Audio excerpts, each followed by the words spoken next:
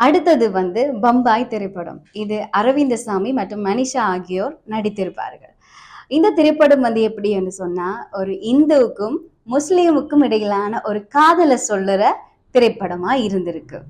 இதுல எப்படி என்று சொன்னா, இதுல எப்படி அந்த ப்ரொபோசல் சீன் இருந்தது என்று சொன்னா, இதுல வந்து குரூப்பா கேர்ள்ஸ் வந்து அது முஸ்லீம் பெண்கள் வந்து நடந்து போய் கொண்டு இருப்பினர்.